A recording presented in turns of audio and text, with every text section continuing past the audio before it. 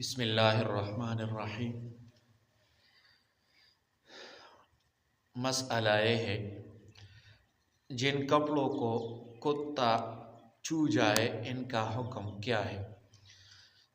سوال یہ ہے آج کل مسلمان انگریزوں کی طرح کتے پالتے ہیں، تو اگر یہ کتے کپڑوں یا اعضاء کے ساتھ لگ جائے تو کیا وہ جگہ ناپاک ہو جائے گی اگرچہ کتے کا بدن گیلا نہ ہو؟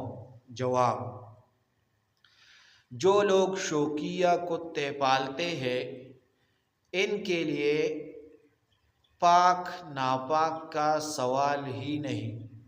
اگر ان کو ناپاک سمجھتے تو ان سے نفرت بھی کرتے۔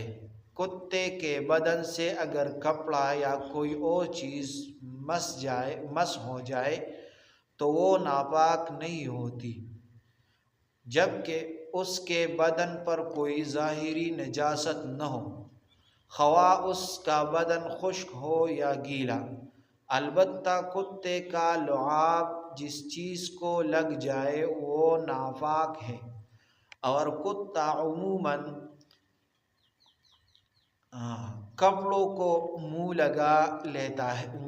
لگا دیتا ہے، پس جس کپڑے کو کتے نے منہ لگا دیا وہ ناپاک ہو جائے گا۔ دوسرا مسئلہ یہ ہے کتے کا لعاب ناپاک ہے۔ سوال یہ ہے اگر کتا ہاتھ یا پاؤں پر زبان پھیر دے تو کیا بدن بھی پلید ہو جائے گا؟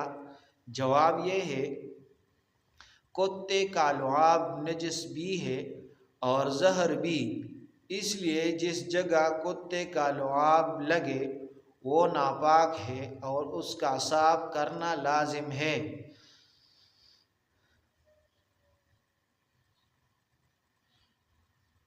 سوال نمبر 3، کیا چھوٹا کتا بھی پلید ہے؟ سوال یہ ہے اگر بڑا کتا پلید ہے تو چھوٹا کتا بھی، یعنی کتے کا کم عمر بچہ پلید ہے یا پاک؟ جواب: چھوٹے اور بڑے کتے کا ایک ہی حکم ہے۔ اللہ تعالیٰ آپ کو کتوں کے شوق کے بجائے ان سے نفرت نصیب فرمائے۔ یہ 2-3 مسائل ہو گئے، یہ یاد کریں اور اپنے ساتھیوں کے ساتھ شیئر کریں تاکہ ان لوگوں کو پتہ چل جائے اگر کتے آپ کے ساتھ لگ جائے تو کیا آپ کا بدن یا کپڑا پلید ہو گیا یا نہیں۔ اگر اس کا لعاب آپ کے کپڑے یا بدن پر لگ جائے تو کیا وہ کپڑا یا بدن پلید ہو جائے گا یا نہیں۔ تو یہ مسائل اس کے بارے میں ہے، اگر لعاب لگ جائے تو کیا ہوگا، اگر کپڑے پر لگ جائے تو کیا ہوگا، اگر بدن پر لگ جائے تو کیا ہو جائے گا۔